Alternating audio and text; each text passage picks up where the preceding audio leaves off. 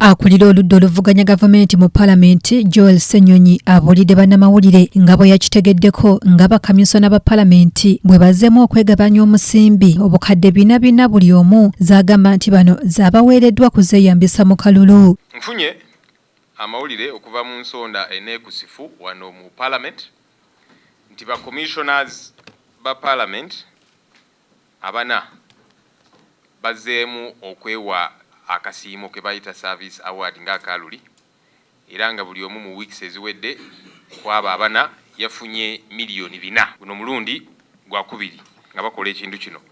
Ba commissioner abana kuliko Honorable Solomon Silwanyi, Honorable Esther Afoyochan, Honorable Prosia Kampulira ne Honorable Matthias Mpuuga.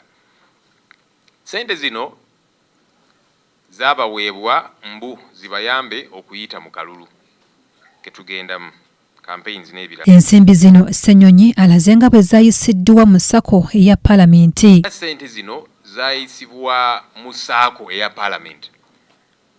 Ogezaawo okulaba nti tewaliwo ka paper trail kwe kuziisa mu ssaako ya Paalamenti.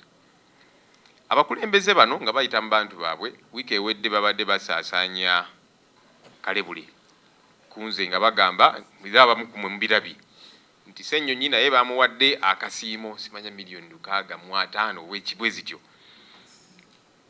Okusookera ddala kino si kituufu nti nina akasiimo ke naweereddwa era nzize empakanya embeera zino era nkyaziwakanya.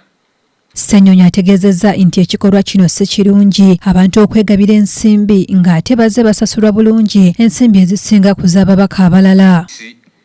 Ze balimu ze tulimu tulina benefits ze tufuna omubaka owa bulijjo omubaka omulala zaatafuna.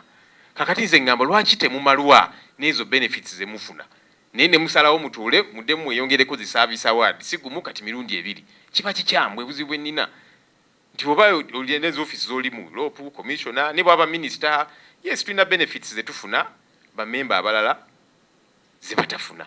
Bakamisona ba Paalamenti ng'oggyako sipiika n'omumyuka we kuliko Matthias Mpuuga Nsamba, Solomon Silwanyi, Prosia Kampulira ne Esther Afoyochan. Omubaka Solomon Silwanyi akiikirira Bukoolo Central ku Lwabanne ekiboogeddwako abiyise byanjwanjwa ebitaliiko mutwe wadde amagulu. Sobola ku level ya leader of opposition kwogera kintu ky'otalinaako bukakafu ky'otamanyi n'oyogera bwogezi. So ndowooza abaana bano bakendeze bakozesa nze kyemuwa amagezi akendeze byakozesa sente tewali atayagala sente sawa zondi n'ebintu bingi ebyetaaga sente mu ggwanga naddala mu constituency yange ndina ebintu bingi bye nandikoledde abalonzi bange bamanja bintu bingi bibiina by'abakyala many things but I'm constrained sirina sente teziriiyo singa zibaddeyo nandisanyuse naye teziriiyo. Uzanko bannamawulire nga wano nenjogera ku kintu nga sikiinaako bukakafu era nga bwe kyali ku service award yasooka basooka kwegaana naye gye byaggwira ne bakkiriza twazifunye naye kali byayise mu mikono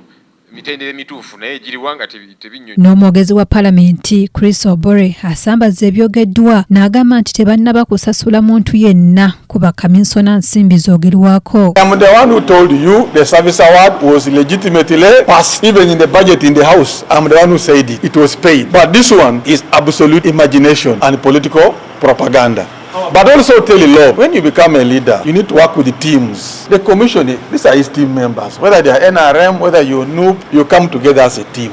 And that is why they want to join IPOD. Is IPOD NUP? Kinajjukirwa nga bakamisona ba Paalamenti bwe balina ensimbi ze baafuna omwaka oguwedde ezaavaako omuliro mu Paalamenti nga babanenya ku ngeri gye bazeewaamu mu ngeri egambibwa okuba nti yali tetegeerekeka bulungi. Ku mulundi guno Ssenyonyi ategeezezza nti tagenda kuwandiikira kaliisoliiso wa gavumenti ng'agamba nti ku mulundi oguwedde tewaali kyavaayo bwe baamuwandiikira ku nsonga y'emu eno. Kitowandiikira IGG kati office erina omuntu omupya obuzibu tebuli ku muntu obuzibu buli ku kitongole bambi. Ekitongole ekyo tekyetengeredde nga bwe kirina kubeera. Kivudola Mwai Museveni. Ssebugenyi Joseph yakusakidde eggulire lino ku lwa KTV Amali.